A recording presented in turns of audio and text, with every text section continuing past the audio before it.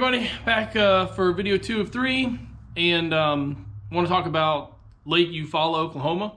I have never been there. I had no clue what to expect. If you get on your little computers and you type in Eufaula, Oklahoma, there's like 4 videos that pop up. So all this research that you think bass pros and people that know how to fish, it just comes naturally. No, we get on there and any piece of information that we can scoop up or find, we do. I found nothing on Eufaula, Oklahoma. I had some buddies go there for the, what is it now, the tour event, Major League Tour event, and talked to them a little bit, and they said it's a timber lake, which kind of blew my mind. I was hoping to get away from Toledo Bend and be done with it, but nope, back to another timber lake. I fished Grand Lake before years ago, did really well in Grand Lake, so I liked fishing out there, so let's hope take 2 went a little bit better. We had a really good practice. I found a lot of fish on a jerkbait.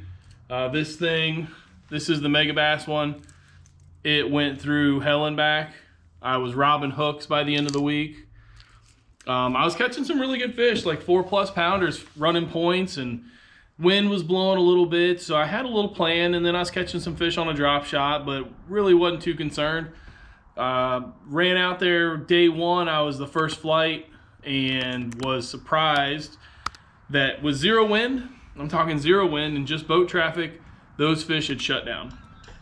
Bait everywhere. First spot, I broke 3 of those off on gar. It was really weird how the gar pulled up into the spots and the bass just vanished, which makes sense. You know, bass are kind of skittish, but I had no clue why. I'm talking 5 and 6 foot long gar just showed up out of nowhere. So threw me for a loop. You know, I fished 1.5 miles of 2 miles of shoreline and finally caught my first big one, and it was pushing 4 pounds. Super excited. I was like, all right, here we go. I've got one, but it was like 8 o'clock. Knew there were some fish being caught on docks. The next little cove had a few docks on it, so I pulled in there, and name drop Bobby Lane was coming at me. He was pulling out of there, and there was another boat behind him, so I was thinking, man, these docks really got beat. Went behind them, was able to throw a shaky head, caught a really nice, another 3.5, almost 4 pounder on shaky head. Just kind of surprised me in the video. You can see it just taking line out, and I just had no clue that fish was there. So yeah, just pure luck, we'll call it. But luck is better than skill sometimes. So the day was starting good, but that was like 10 o'clock. I only had 2 fish for 7 pounds, we'll call it. Ran around, ran all the way across the lake to some jerkbait fish that I knew were all short, but hoped that one would maybe be 15 inches long. Didn't work, ran here, ran there. Ended up coming back to the points where I had started that morning and really slowing down and turned on the live scope, the, you know, dreadful live scope, and picking them apart with the drop shot. And I could see, it was funny because on the timber that you could see sticking out of the water, it was easy to cast to, but a lot of that timber had bait on it. And it's almost like when you found a piece of timber that you could see the bait was on it and there was no bass at the bottom. But if you panned over with live scope, you could see timber and there'd be no ball of bait around the top. There'd be nothing. And then you'd see the dots at the bottom, and those were the better bass that you could catch, and they were pretty easy to catch. Simple drop shot rig, nothing fancy. Some 12-pound test, hook, little Picasso tungsten weight down there.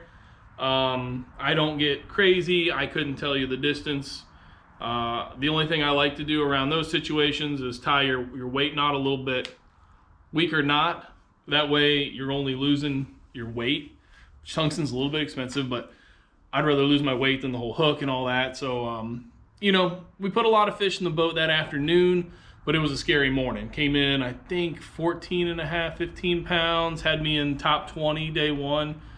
Really surprised me. I didn't know how practice was going to go, or how the tournament was going to go after practice. I really thought pretty good, actually, because I was catching some big fish. They were kind of random, but they were big.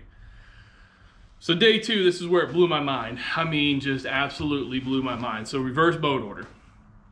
I've never been there. I never launched out of the main ramp starting the tournament. So I had no clue where anybody fished day 1, right? And when you come out of takeoff, Eufaula, Oklahoma, you're about mid-lake, and there's a stretch where the main river comes down and hits. And that stretch, I was one of the last boats out. There was 40, maybe more boats in the field, just stacked on top of each other. It was the craziest. I fished some big tournaments, big BFLs, big regionals, etc. That's the craziest thing I've ever seen in tournament fishing. I've never seen that many boats less than a cast from each other. And I've been on Kentucky Lake in its prime. Absolutely wild. When you're running past something like that and you're already questioning what to do that day, you look at something like that going, did I mess up? Like, do I need to be jumping in the crowd over here? What's going on? Ran past all these boats. Me and my co-angler were just laughing and shaking our head. And what blew my mind is there were some really good bags day one. And, you can look back through photos and a lot of those guys were sitting right on that stretch. And I don't like fishing close to the ramp.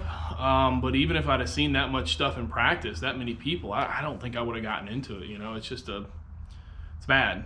Didn't like it. So I got out of there. I ran to my trees, started, where the gar weren't the day two, and sun really wasn't up positioning them yet. I threw the jerk bait, caught a lot of short fish on jerk bait. It was funny because we kept passing each other. The other Kyle, I think we know who that is. He did very well that tournament.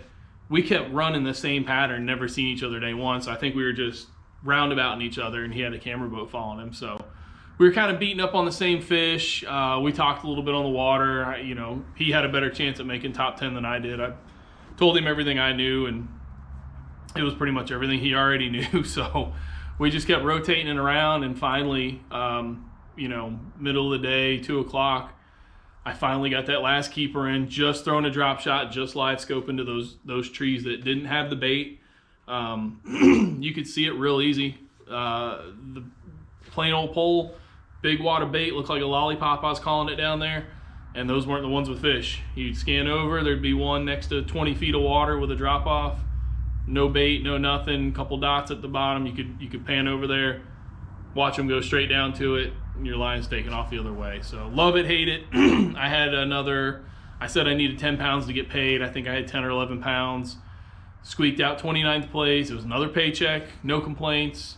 It was pretty easy on a drop shot. I love throwing a drop shot either up north or Kentucky Lake, or I guess it's getting adopted down in Florida or where there's grass or wherever now, but drop shot's a fun way to catch them. It's not a light line thing like most people think. I'm throwing 20-pound vicious vicious no fade braid down to 12-pound fluorocarbon, vicious fluorocarbon.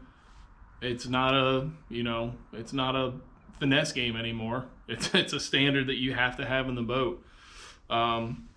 Yeah, so we left out of there with a good paycheck, some cool points for what it was worth again for me, and we set our sights on Lake of the Ozarks with absolutely no clue what to do there. So stick around, watch the next video, and let me know what you think.